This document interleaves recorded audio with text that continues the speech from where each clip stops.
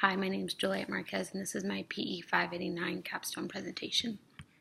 I am doing my presentation on intrinsic and extrinsic motivation in high school athletes. To start off on the first slide, the purpose of my study was just to investigate the best type of motivation that stimulates high school student athletes to succeed in their sport. I had 3 central research questions, and those were: which type of motivation do athletes best respond to? How can an educator/coach teach intrinsic motivation? And the last one being reinforcement theory versus extrinsic motivation. Before I kind of dive into the whole research, I just want to go over a few keywords or key terms. Intrinsic motivation is motivation that comes from within. It's technically something that you want to play a sport for the well-being of yourself. That is something that you value. Comes from within, while extrinsic motivation comes from the outside. So it's more of external rewards, doing something because you're gonna get a trophy at the end, or just basically everyday us could be going to work and we're getting paid, in the long run. I will be talking about achievement goal theory, and that is the theory that athletes aim for certain targets, whether it's personal or more of like a team type of type of dynamic. And reinforcement theory is it's a theory that was introduced by B.F. Skinner that states behavior is shaped by consequences, meaning that with fire, we learn not to touch fire because if we touch fire, it will burn us. So in the sense of it being motivation, if I'm on a team and I give up and my coach yells at me and I'm benched for the rest of the game, I know I'm not going to be doing that again. So those are just some key terms just because we're going to be talking about this again. So starting with my literary analysis, I decided to look at Seafries, Duda, and Chai's study from 1991. They did a study on intrinsic motivation and beliefs about success in basketball. Their purpose was to examine the degree to which intrinsic motivation and beliefs about the causes of success are predicted by perceptions of the situational goal structure, dispositional goal perspective, or both factors. So what they did was they did a qualitative analysis of a 106-item questionnaire. They surveyed 105 basketball athletes, and they separated those participants into 5 teams. So they put them in different clusters depending on their surveys and how they came out with it. So they found that teams are more mastery and performance-based, meaning that they like to see success in the result of effort. Also, they like the idea of outperforming others, which obviously is something that we would see in most teams because that is how you have a winning record. That is how teams are more geared towards. The application to this study, or to my current study, proves that there's a connection between ego involvement to motivation and outperforming fellow athletes. That being said, I'll be talking more about this, but with this specific study, it just proves to show that there's a lot of outstanding factors that can come in and determine someone's motivation. My second literary analysis was from Wang Tan and Darian Nathan from 2018. They did a study on achievement goals, implicit theories, and intrinsic motivation. The author's purpose was to examine the domain specificity or lack thereof on achievement goals across music, visual art, and sports specializations. So they had 103 participants. 39 were specialized in music, 30 in visual art, and 34 in physical education. They studied 66 females and 37 males. And their methods was a 2x2 achievement goal questionnaire. Their results showed that students are likely to be the most motivated toward their own specializations, meaning if I'm jazzed or if I'm excited to play a certain sport, chances are I will do well and I will be motivated to continue to do well. While if I'm forced into a sport that my parents are having me do, the chances are I'm not going to care and I'm not going to be motivated to go to practice every single day. They also found that the 2x2 achievement goal is not generalized across different domains, meaning that if a student is motivated towards sports, that means is sorry, that if a student is motivated towards sports, may not also be motivated in the act of playing a sport. Essentially, the two do not always have to be grouped together. So the application from this study to my current study proves that if a student is enjoying a sport, they're likely to do well in that sport. And that goes for any type of domain, but in the sense of just because they're good at it doesn't mean that they like it. My third literary analysis is coming from Indraka and Truda from 2014. Their study was called Intrinsic Motivation and Motion Management in Shaping Athletes' Conduct.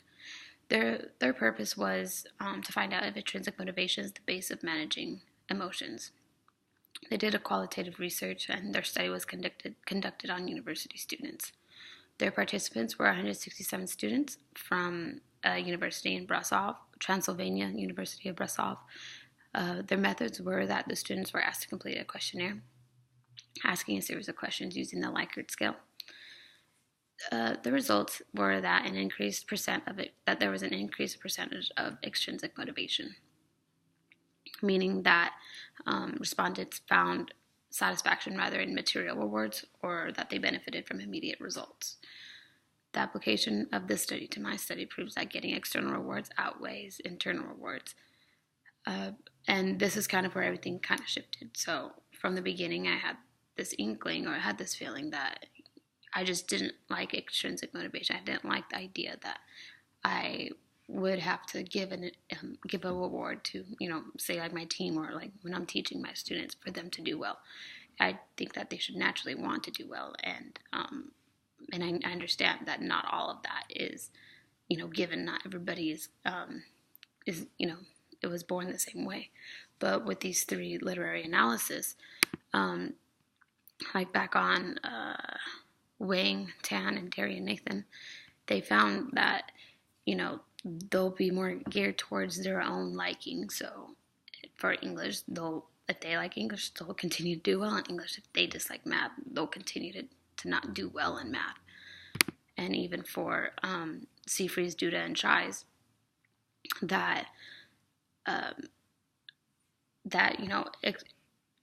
the connection between an ego and the involvement to motivation and outperforming fellow athletes is, connected with all of it all together.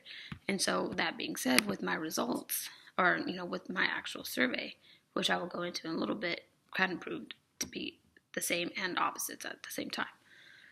So my procedure, or my methodology section of my PowerPoint, my procedure was that I did a qualitative and a quantitative research analysis.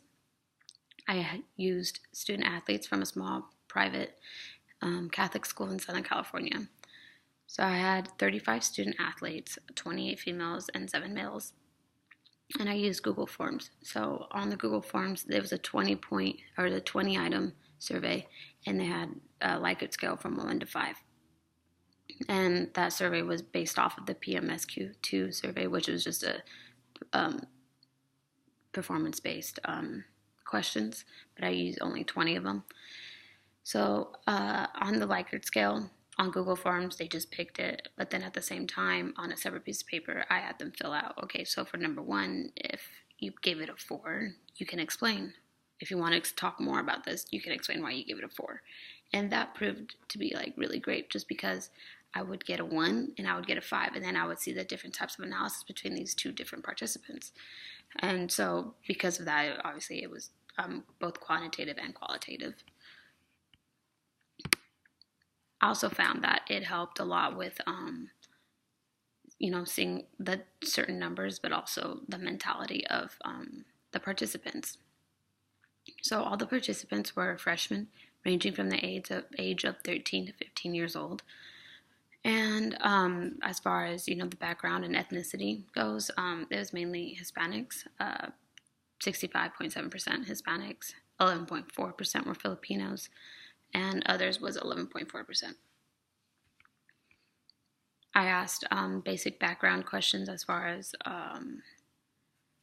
if they competed competitively or recreationally. 65.7% stated that they participate in sports competitively, while the 34.3% participated recreationally. So I took competitively as you're on a team, either it's a high school team or a club team, and recreational, meaning that you play this on your own. So keep that in mind when, we're talking about numbers. So on this next slide with the results, I have a graph up there, a bar graph. With those numbers, we found that we found 4 different themes: innate motivation, intrinsic motivation, and extrinsic motivation. Innate motivation found that for the questions 1 through 7 answered the first research question.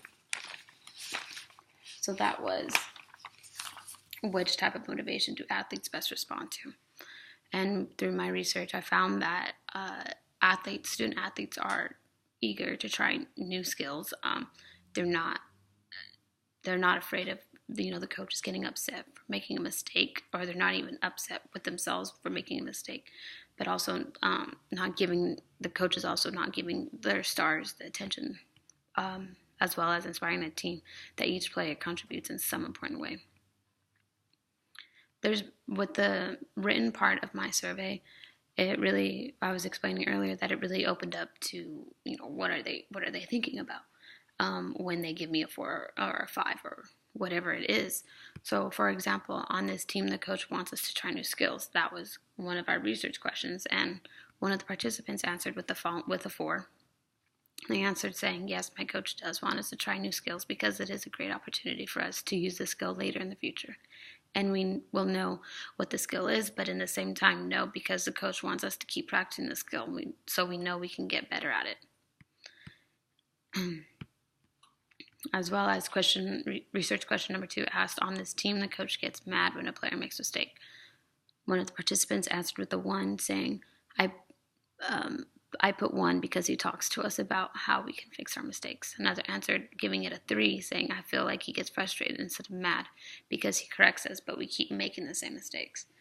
And through the written part of this analysis showed that, for obviously the innate motivation, intrinsic motivation, extrinsic motivation, that I thought that extrinsic motivation was something negative, that it wasn't anything that I wanted any of these athletes, or anything that I wanted to see in an athlete was like, what I was expecting was like, no, I didn't do this correctly, or no, and I don't know why he's yelling at me, certain things like that, where it's interesting to see, just because the 35 participants in this survey showed that they are extrinsically motivated, but it's not at the reward of a prize at the end or a trophy. It's at the reward of not letting your team down and not letting your coach down. And I think that goes to say something, that, these kids right now that are freshmen, that they have this mentality that extrinsic motivation isn't always bad, and that was just the way that I saw it, but that it's productive and that it's something that we both need. So instead of, for my second question was, how can an educator/coach teach intrinsic motivation?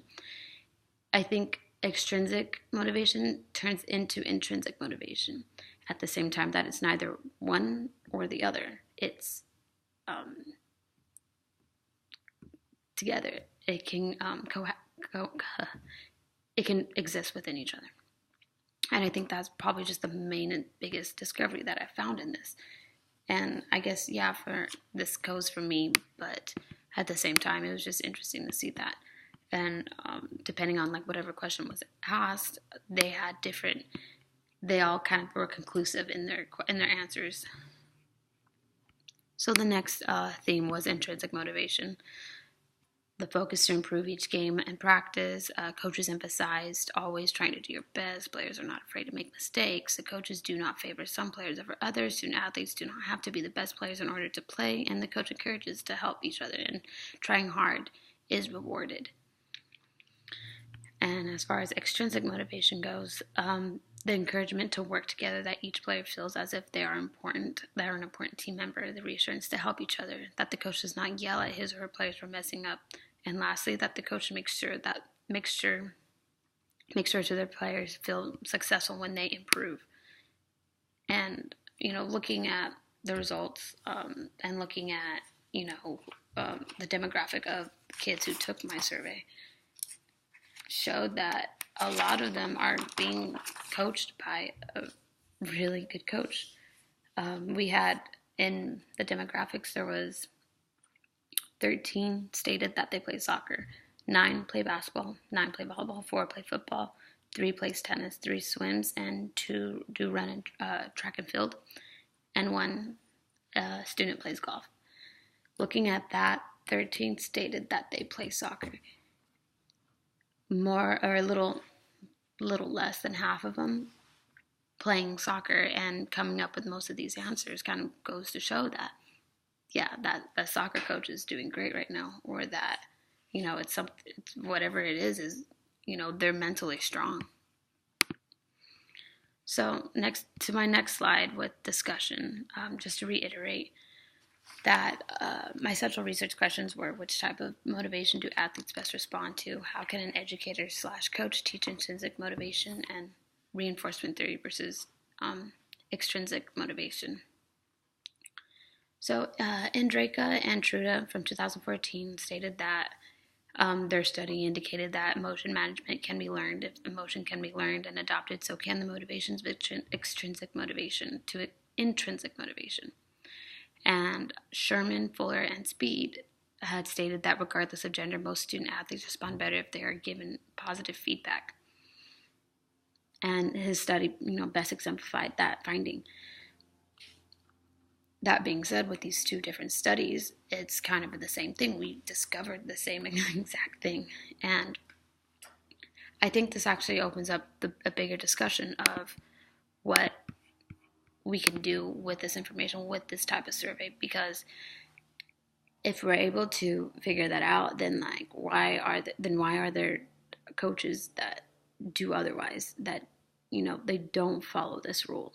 And even then, if we're able to analyze student athletes being intrinsically motivated or being extrinsically motivated, then you would think that this could be something that we could have a statistics on.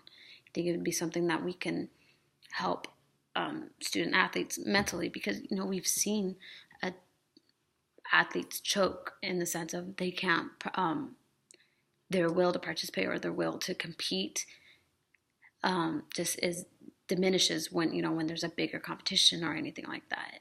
It's something interesting to check out, because I feel like this would help later on in life, whether if the player goes to a professional level. I think that this could be very big on having it be the professional level of teams, or the owners of the teams, looking at their athletes mentally and not just physically, and not just what they can give to them, because mental health is a very important subject right now, and it's something that we shouldn't be forgetting about. As far as we're coaches, we see our student athletes, and specifically for these freshmen, I'm interested to see how they're going to be senior when they become seniors.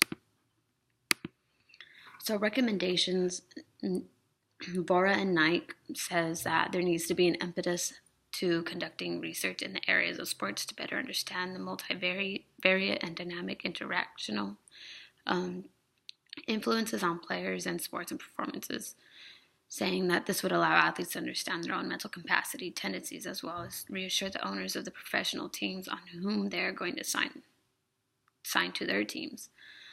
Another one was from Seafreeze, Duda, and Chai.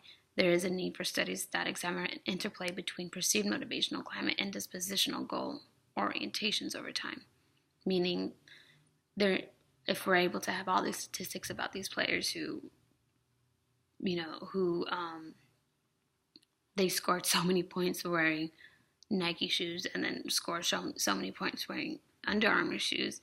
If we're able to have those statistics, then we could have these statistics on chances are if this player goes up to compete against this team, they're not going to get the points that they need, or they're not going to be there mentally. And if that is the case, then you take a time away with that athlete and you try and get them mentally ready. That there needs to be an interaction or some type of conversation about it.